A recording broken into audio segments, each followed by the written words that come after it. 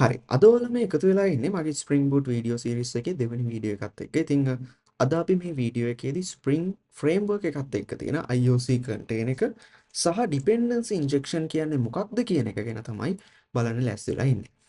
right. අපි Spring IOC container කියන කෙනාව ගත්තොත් ඉතින් අපි මේ කතා කරන්නේ Spring framework එක ඇතුලේ තියෙන එක component එකක් තමයි මේ IOC container කියලා කියන්නේ.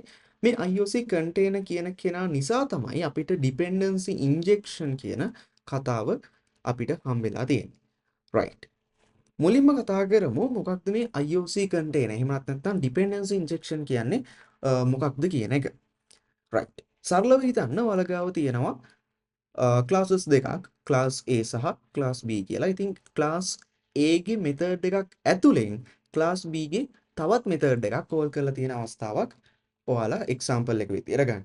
ඉතින් අපි ගත්තොත් class A ගේ තියෙන method එකක් ඇතුලෙන් class B ව පාවිච්චි කරලා තියෙනවා නම් අන්න එතනදී අපි කියනවා class A ට B depend වෙනවා කියලා. right. ඒතර ඔන්න ඔය වගේ depend වෙන කතන්දර වලට අපිට dependency injection පාවිච්චි කරන්න පුළුවන්. අපි manually ඒ classes වලින් objects හදන්නේ නැතුව අපි කියනවා Spring framework එකට අපිට අවශ්‍ය classes වල objects හදලා අපිට දෙන්න කියලා. ඉතින් objects හදන එක විතරක් නෙමෙයි objects වල life cycle එක manage කරන එක පවා අපි framework එකට බාර දෙන එකට තමයි මේ dependency injection කියලා කියන්නේ. ඉතින් framework එකකින් අපි කියලා තියෙන classes වල objects හදලා ඒ objects වල life cycle එක manage කරලා අපිට අවශ්‍ය වෙලාවට ඒ objects අපිට access කරන්න පුළුවන් විදිහට අපිට බාර දෙන එක තමයි මේ dependency injection කියලා කියන්නේ. හරි. මේ තියෙන්නේ අපේ first video එකේදී අපි හදාගත්ත project එක. ඉතින් මේ project එකේම අපි dependency injection කොහොමද වැඩ කරන්න කියන එකත් බලමු. අපි මොකක්ද මුලින්ම කරගන්න ඕනේ මේ project එකේ මම අලුතෙන් Java class එකක් හදාගන්නවා.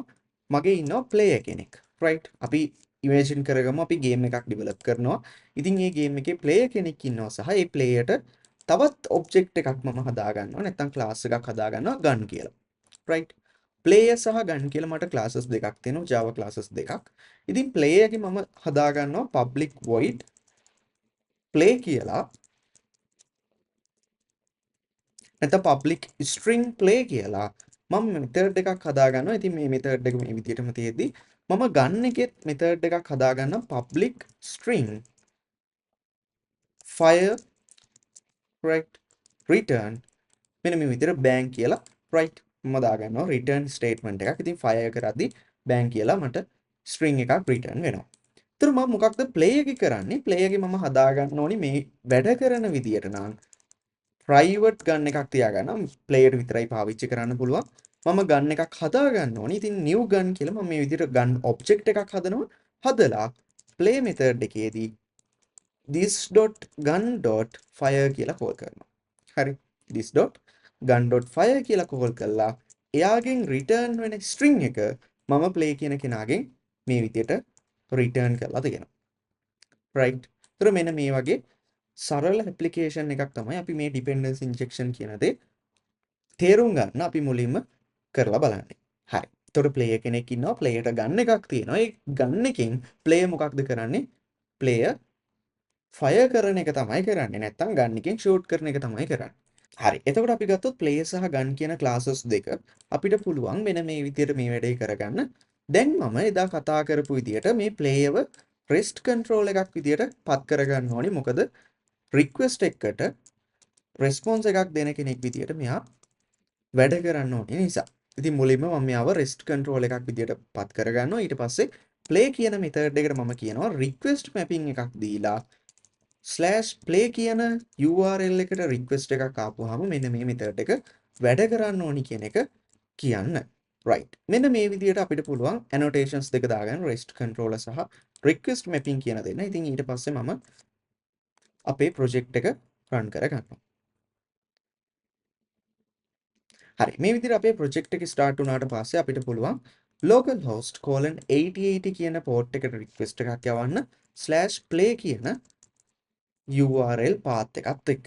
ඉතින් ඔයාලට බලා ගන්න පුළුවන් මේකට request එකක් ආවම bang කියලා මෙන්න මේ වගේ string එකක් අපිට බලා ගන්න පුළුවන්. ඉතින් මේක කොහෙන්ද ආවේ? play එකේ ඇතුළෙන්ද? නෑ. right. අපි ගත්තොත් play ගාව තිබ්බ gun එකේ fire කරද්දී ආපු string එක තමයි නැත්තම් sound එක තමයි ඔන්න මේ විදිහට අපිට play කරද්දී බලා ගන්න පුළුවන්. හරි. දැන් අපි ගත්තොත් අපේ program එක දිහා හරියට බැලුවොත් අපි දන්නවා gun object එක හදලා තියෙන අපිමයි. right? අපි විසින්ම තමයි මේ gun object එක හදලා තියෙන්නේ. හැබැයි අපි කතා කරා dependency injection කියන්නෙම අපි object හදන එක නෙමෙයි object එක framework එකට බාර දුන්නාම framework එක විසින් spring framework එක විසින් අපිට මේ object එක හදලා ඒ object එකේ life cycle manage කරන එක කියලා. ඉතින් මේ life cycle එක සහ object creation එක framework එක විසින් manage කරනවා නම් අපිට මේ විදියට new gun කියලා අපිට gun object එකක් හදන්න අවශ්‍යතාවයක් නැහැ. හරි. ඒතර එහෙමනම් අපිට පුළුවන් එයාව අයින් කරන්න. ඔන්න දැන් private gun එකක් තියෙනවා. මම gun එකෙන් fire කරලා තියෙනවා. මම දැන් මොකක්ද කරන්නේ? මගේ project එක restart කරගන්නවා. restart කරගෙන අපි බලමු request එකක් එවලා මෙතනදී අපිට ඔන්න white label error page එකක් බලා ගන්න පුළුවන්. මම ඒත් එක්කම අපේ console එකටත් එන්න. console එකේ අපිට null point exception එකක් බලා ගන්න පුළුවන් නේ. හරි. null point exception එකක් බලා ගන්න පුළුවන්. ඒ කියන්නේ මොකක්ද? මේ gun object එක null වෙලා තමයි තියෙන්නේ. ඒ කියන්නේ object එකක් අපිට framework එක විසින් දීලා තියෙනවද? දීලා නැහැ. හරි. අන්න ඔය හේතුව නිසා අපිට පුළුවන් මෙන්න මෙහෙම වැඩක් කරන්න.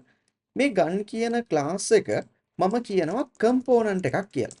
right? gun කියන්නේ spring framework එකට අදාළ component එකක් කියලා කියනවා. ඉතින් මේ විදියට මම gun කියන්නේ component එකක් කියලා කිව්වම spring framework එක මොකක්ද කරන්නේ?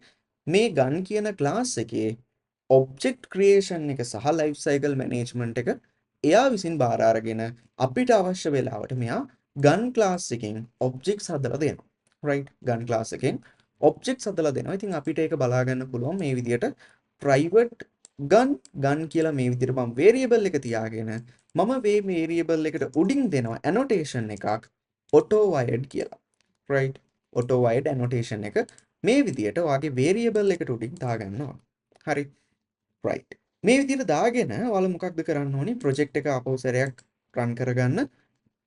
දැන් ඔයාලා ගිහිල්ලා play කියන URL path එකට request එකක් යවුවොත් ඔයාලට නැවත පාරක් bang කියන response එක බලා ගන්න පුළුවන් නේ. හරි. ඔයාලට නැවත පාරක් bang කියන response එක බලා ගන්න පුළුවන්. හරි. එතනදී මොකක්ද වෙලා තියෙන්නේ? දැන් ඔන්න අපි කොහෙන්වත් gun objects හදලා නැහැ. gun object එක සම්පූර්ණ spring framework එක විසින් manage කරලා අපිට හදලා දීලා තියෙනවා. ඉතින් අපි හදලා දෙන එක පාවිච්චි කරන එක තමයි මෙතනදී කරලා තියෙන්නේ. හරි. ඒතර අපි ගත්තොත් මේ auto wired annotation එක දාන එක spring framework එක නැත්නම් spring boot spring වලදී අපිට පාවිච්චි කරන්න පුළුවන් dependency injection වලට තියෙන එක විදියක් විතරයි. ඉතින් අපිට පුළුවන් මේ annotation එක නැතුව constructor dependency injection පාවිච්චි කරන්න. ඉතින් එතනදී අපි මොකක්ද කරන්න ඕනි? player කියන කෙනාගේ construct එක හදන්න ඕනි. construct එකේදී මම gun object එකක් මේ විදියට ඉල්ලන්න ඕනි. ඊට පස්සේ මම මොකක්ද කරන්නේ? this.gun කියන කෙනාට මට මේ construct එකට හම්බෙන gun object එක set කරගන්න තමයි තියෙන්නේ. ඉතින් එතකොට මට ඒත් මොකක්ද කරන්නේ? spring framework එක විසින් මට gun object එකක් හදලා දෙනවා. මම ඉතින් ඒක මගේ variable එකෙන් අල්ල ගන්නවා. variable එකෙන් අල්ලගෙන මේ විදියට play method එකේදී පාවිච්චි කරලා තිනවා. අපි බලමු නැවත පාරක් අපේ project එක restart කරලා request එකක් යවලා අපිට මේ bang කියන කෙනාව බලා ගන්න පුළුවන්ද කියලා. ඉතින් මම කීප සැරයක් refresh කරන්නම්. ඒත් අපිට මේ response එක එනවා බලා ගන්න පුළුවන්. right. ඒතර මේ විදියට අපිට පුළුවන් spring boot වල නැත්නම් spring framework එකත් එක්ක dependency injection පාවිච්චි කරන්න. ඒ කියන්නේ අපිට යම්කිසි class එකක object එක හැදෙන තැන සහ object එකේ life cycle එක manage වෙන දේවල් අපි විසින් කරන්නේ නැතුව framework එකට බාර දෙන්න පුළුවන්. මොකක්ද කරන්න ඕනි? component එකක් විදියට අපේ class එක annotate කරන්න ඕනි සහ ඒක අපි පාවිච්චි කරන විදි දෙකක් තියෙනවා. එකක් auto wired කියන annotation එක හරහා සහ අනිත් එක තමයි constructor dependency injection කියන්නේ. ඉතින් construct එකේදී අපිට පුළුවන් dependency එක ඉල්ල ගන්න නැත්නම් ඒ class එකෙන් object එකක් ඉල්ල ගන්න පුළුවන්. ඉතින් එතකොට අපිට spring framework එක විසින් class එකකින් object එක හදලා අපිට construct එකට pass කරලා දෙන්න. right. ඔන්න ඕක තමයි අපිට dependency injection spring framework එකත් එක්ක වැඩ කරන විදියට තියෙන සරලම එක්සැම්පල් එක. ඉතින් අපි මේකෙන් පස්සේ ස්ප්‍රින්ග් ෆ්‍රේම්වර්ක් එක නැත්නම් ස්ප්‍රින්ග් බූට් පාවිච්චි කරලා ඇප්ලිකේෂන්ස් ඩෙවලොප් කරන්න පටන් ගමු. ඉතින් මේක තමයි ඩිපෙන්ඩන්සි ඉන්ජෙක්ෂන් ස්ප්‍රින්ග් ෆ්‍රේම්වර්ක් එකත් එක්ක අපිට හම්බෙලා තියෙන්නේ.